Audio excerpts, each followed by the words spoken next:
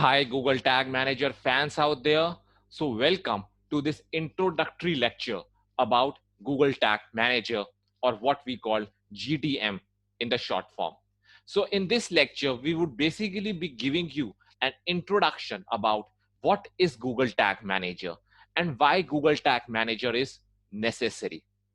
So, we will be discussing the basics of Google Tag Manager, like tags, triggers, variables, and we would be going a little bit into depth as to why installing a Google Tag Manager onto your website, the container tag onto your website, that is necessary. So first of all, what is Google Tag Manager? So Google Tag Manager, or GTM for short, is a tag management system. Now there are other tag management system as well, but the Google Tag Manager has become one of the most popular tag management system. So Google Tag Manager is a tag management system that allows you to manage and deploy multiple marketing tags in your website or on your mobile app without having to modify the code. So instead of adding multiple hard-coded tags onto your website, you can add one static container tag onto your website. Now, what are basically these tags? These are basically snippets of codes or tracking pixels, which we will be discussing more in the later part of this section. Now, I also mentioned a container tag. So container is basically a collection of tags, triggers, variables, and related configuration installed on a given website or mobile app. So let's imagine on your website, you need to install a Google Analytics tag in order to track the behavior, the post-click behavior of your users. What are their time that they're spending on the site? What is the bounce rate? What is the number of sessions, the number of page views, etc. Then you want to install the Google Ads remarketing tag onto your website. You want to install the Google Ads conversion tracking tag on your website. You want to install the Facebook pixel tag onto your website. You want to install the Twitter pixel tag onto your website. You want to install a CRM, let's say like HubSpot tag onto your website. You want to install lead forensics tag onto your website to know which companies are visiting your website, how much time they are spending on their website, what source and medium that they are coming from. You want to install Hotjar tag onto your website, which will basically give you heat maps about your website pages, the recordings, the flow of the visitors onto your website pages. So in order to install all of these tags, if you're not using Google Tag Manager, you probably have to go to your developer again and again and ask him to hard code all of these tags onto your website. Now, if you're using Google Tag Manager, you don't have to go to your developer. You just have to install one container tag onto your website, and all other tags, whether it is Google Analytics tag, Google Ads remarketing tag, Google Ads conversion tracking tag, Facebook pixel tag, Twitter pixel tag, HubSpot tag, lead forensics tag, crazy egg tag, or Hotjar tag, or ad rolls tag, or any other tag, then you can install it directly through Google Tag Manager. So basically, it's a marketer's tool that you don't have to be dependent upon your developers, and if you don't have a coding knowledge, then it's a great tool for marketers to deploy tags onto your website without being dependent upon your developer. Now, what are the benefits of Google Tag Manager? So as I mentioned, it allows you to add multiple tags from any vendor or third-party system. So any amount of tags, number of tags you can add. You can add, as I said, Hotjar, Crazy Egg, Google Analytics, Google Ads remarketing, Google Ads conversion tracking, Facebook Pixel, Twitter Pixel. So all these third-party tags you can add through Google Tag Manager, and they would be stored in one place. So since they would be firing sequentially, or there would be an order of priority, so this would help your website to load faster in comparison to if all of these tags were hard coded into your website.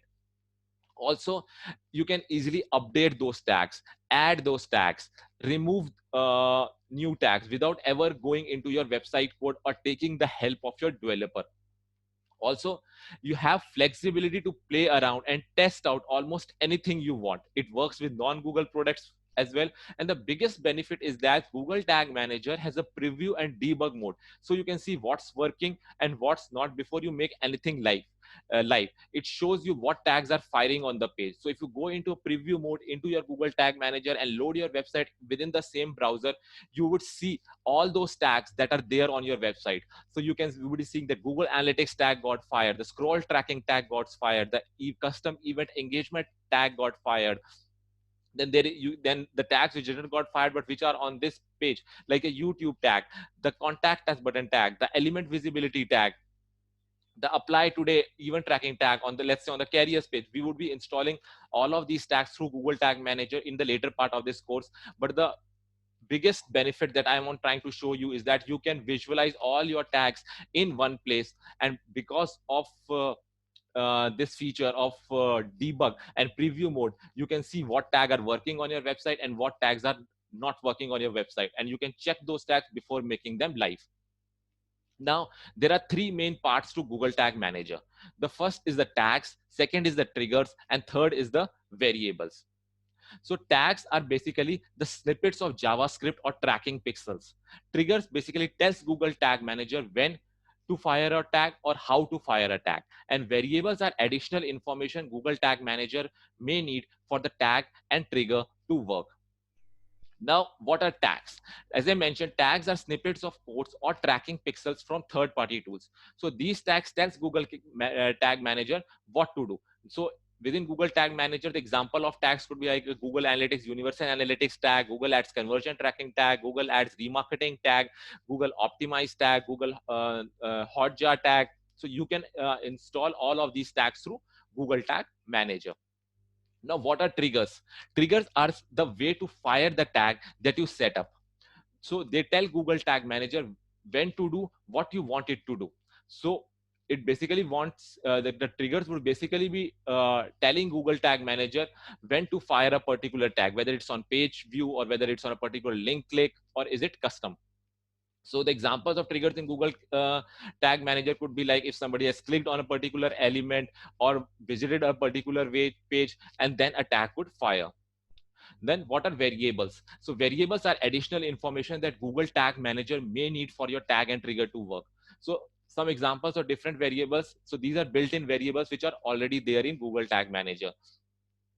For clicks, like click classes, click element. Then there are other user defined variables also you can create. Now we would be studying more about these tags, more about these variables, more about these triggers as we move down later into the course. So this is just a basic definition, or you can say a basic introductory idea about what tags, triggers, and variables are.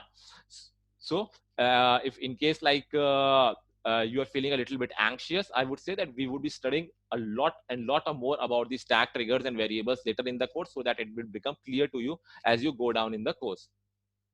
So this was basically an introductory part about what is Google Tag Manager, why Google Tag Manager is essential, giving an introduction about tags, triggers, and variables. So in the next part, we would be basically be setting up on our journey to the practical part of Google Tag Manager. And in the first part of that journey, we would basically be setting up the Google Tag Manager account and launching that. So I'll see you there. Thanks so much.